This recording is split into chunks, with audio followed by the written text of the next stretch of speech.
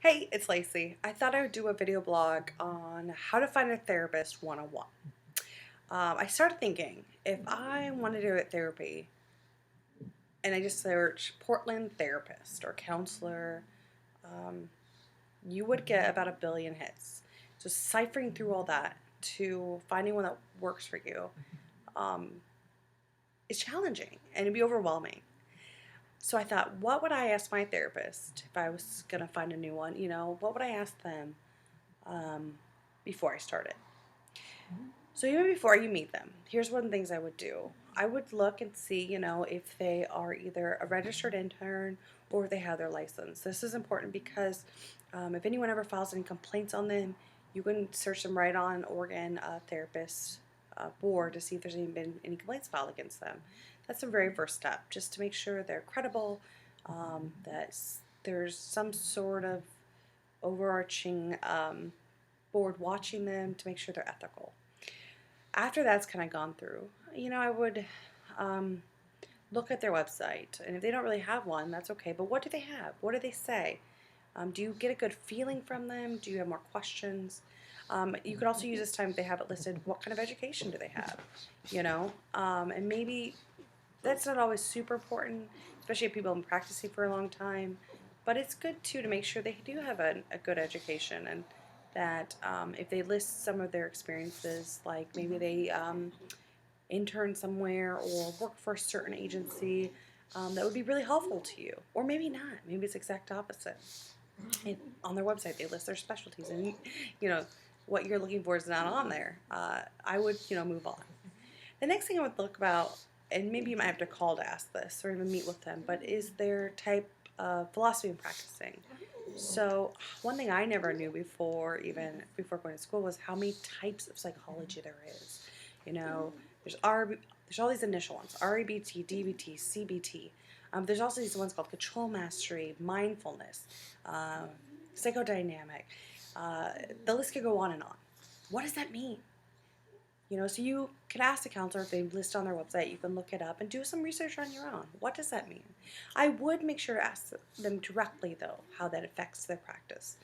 Two counselors can practice from DBT, um, but they might do it kind of differently. And I would ask them, how does this work? Do you find any limitations? How do you view clients? How do you view issues? How do you view problems? Um, and how do you view success? This is also a great time for you to start thinking about what you want out of therapy. I have a lot of clients come in and say, I really want to feel happy, or I want to feel like I have a direction, or I want to feel um, less anxious. Okay, great. But what does that mean? The anxious one's kind of easy. My heart rate might not be going down, or I might go out more. But the happy one, that's hard. Your happy and mine are going to be completely separate.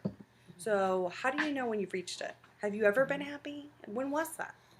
If you've never felt how you want to feel, how will you know when you get there? I think this is really important because I don't kind of to relate it to something.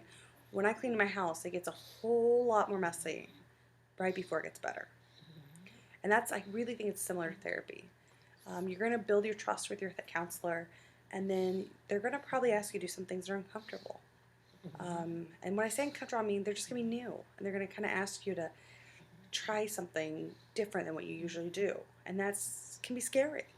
And so sometimes we need those long-term goals to know, okay, wait, it's going to be worth it. This is the messy point, but this is a step in the right direction, and you need those goals to know that. I think it also, if a client comes in with pretty clear goals of what they'd like to work on, it helps me as a clinician know, okay, this is how they're going to know it's successful, and we're going to check in and talk about it every couple sessions and see how we're doing.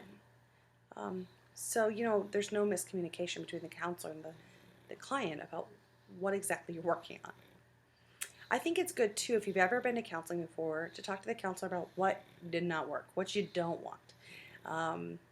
For example, maybe you had someone that just would listen all the time, and you really want someone who's more active, or vice versa. Sometimes people really just want counseling to be a safe place to just let it all out.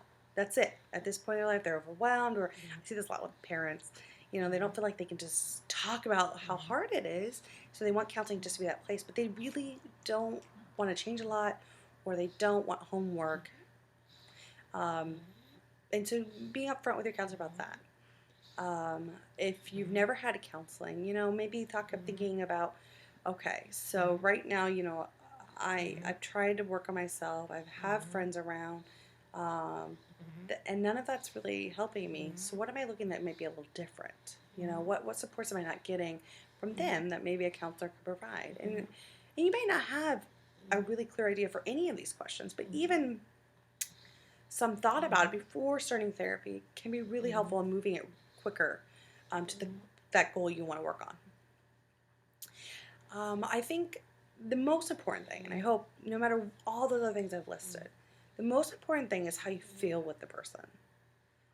Research has shown no matter what practice they have or type of therapy they practice, I apologize, if you do not feel comfortable, it's not going to work. You have to trust this person. You're going to be telling them things that you don't even maybe tell your most loved, cherished friends and family. And if you don't feel like you can tell them that, or if you feel like you don't completely trust them, you know, trust your gut. I think every counselor got into the field to help people.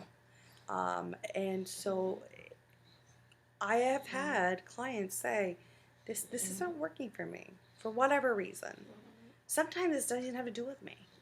I've had clients say once, you know, I had a really bad breakup for the girl with blonde hair, and it's not you, but I can't do it. So I referred him to a nice brunette clinician that I knew. That's okay. We want you to get better. We want you to get that and lead the life that you'd like to lead. And so making sure that you're comfortable with the clinician. And you might not feel completely trustworthy the first session, but just feeling safe or feeling like, okay, this is okay. If you, especially in a couple, it's very important that both partners feel very able to talk to the person. And if you both don't, keep looking. And you can ask the clinician, for another referral. Do you have anyone else? So I want to let you go because I know it's rambling on. But if you're thinking about counseling and you're overwhelmed by the choices, give us a call or even email us info@linkpdx.org. Even if you don't get services from us, I know a lot of great clinicians in the Portland area that I would be happy to refer you to or to even help you wade through so that you have some options. I think at the end of the day, you know, it's very scary to start this process. And anything we can do to make it easier is something I'd like to do. So, good luck, and I look forward to hearing from you.